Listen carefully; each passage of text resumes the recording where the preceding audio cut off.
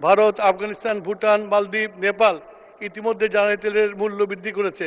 অর্থাৎ একমাত্র বাংলাদেশি জ্বালানি তেলের মূল্য অপ্রবৃত্ত রেখেছে। গত 28 ফেব্রুয়ারি 2026 তারিখ হইতে মধ্যপ্রাচ্যে উদ্ভূত ভূ রাজনৈতিক অস্থিরতা এবং পরিবেত মার্কিন ইসরায়েলি যৌথ হামলার পরিপ্রেক্ষিতে ইরান কর্তৃক স্ট্রেট অফ হরমুজ এর জাহাজ চলাচলের বিধিনিষেধ আরোপ করায় বৈশ্বিক জ্বালানি সরবরাহ ব্যবস্থা বিঘ্নিত হয়েছে। ফলে আন্তর্জাতিক বাজারে জ্বালানি তেলের মূল্য, প্রিমিয়াম ও ফ্রেট রেটের অস্বাভাবিক অস্থিরতা দেখা দিয়েছে। আন্তর্জাতিক নৌপথে জাহাজ চলাচলের নিরাপত্তার ঝুঁকি বৃদ্ধি পেয়েছে। এই পরিস্থিতিতে বৈশ্বিক জ্বালানি সরবরাহে অস্থিতিশীলতা পরিস্থিতির সৃষ্টি হয়েছে।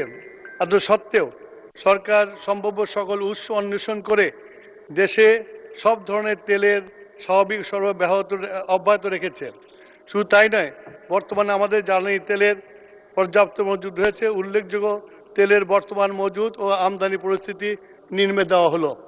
ডিজেল মজুদ 1,64,644 মেট্রিক টন এবং 1,38,000 মেট্রিক টন 30 এপ্রিলের মধ্যে আসবে।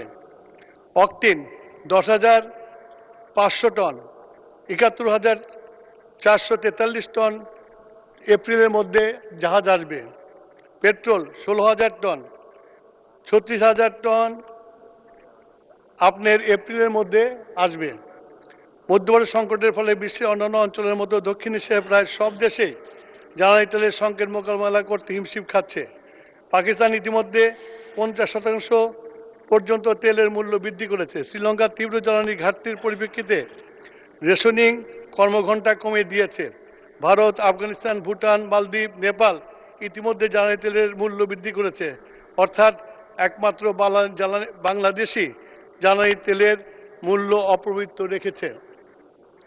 বিশ্বব্যাপী জ্বালানি তেলের মূল্য অস্বাভাবিক হারে বৃদ্ধি পেলেও দেশের শিল্প উৎপাদন, কৃষি কার্যক্রম ও সাধারণ মানুষের জীবনযাত্রার কথা বিবেচনায় রেখে সরকার এপ্রিল মাসে জ্বালানি তেলের মূল্য অপরিবর্তিত রেখেছে।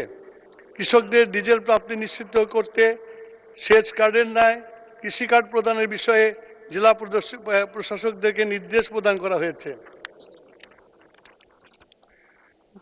জ্বালানি তেলের অবৈধ মজুদ, অতিরিক্ত দামে বিক্রি রোধে মোবাইল কোর্ট পরিচালনার জন্য সকল জেলা ম্যাজিস্ট্রেটকে নির্দেশ দেওয়া হয়েছে। জ্বালানি তেল সরবরাহ মনিটরিং করার জন্য জেলা বিপিসি মন্ত্রণালয় পর্যায়ে ভিজিলেন্স টিম ও মনিটরিং টিম গঠন করা হয়েছে। প্রতিদিন সকাল 9:30 থেকে জেলা প্রশাসক সমন্বয়ে জ্বালানি তেলের সার্বিক পরিস্থিতি নিয়ে জুম অ্যাপসের মাধ্যমে সভা করা হচ্ছে। জ্বালানি তেলের পাচার, অবৈধ মজুদ বন্ধের আইন বাহিনীকে নির্দেশনা প্রদান করা হয়েছে।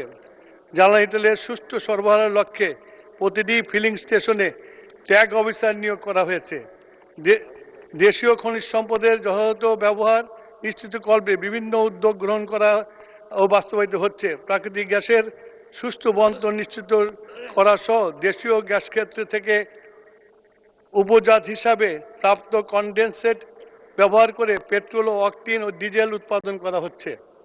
ইতিমধ্যে জ্বালানি তেলের অবৈধ মজুদ বন্ধের জন্য 3রা মার্চ হতে 4 এপ্রিল 26 তারিখ পর্যন্ত 342টা অভিযান পরিচালনা করা হয়েছে, যার মধ্যে 2,456টি মামলা দায়ের করা হয়েছে। 31 জনকে কারাদণ্ড প্রদান করা হয়েছে। এই সকল অভিযানে মোট 1,25,39,000 টাকার অর্থদণ্ড আদায় করা হয়েছে এবং 40,48,456 লিটার জ্বালানি তেল উদ্ধার করা হয়েছে। তার মধ্যে diesel 3,33,157 litre, octane 36,405 litre, petrol 78,894 litre উদ্ধার করা হয়েছে। জ্বালানি তেলের অবৈধ মজুদ বন্ধে মোবাইল কার্ডের অভিযান অব্যাহত থাকবে। মাননীয় স্পিকার, আপনাকে ধন্যবাদ।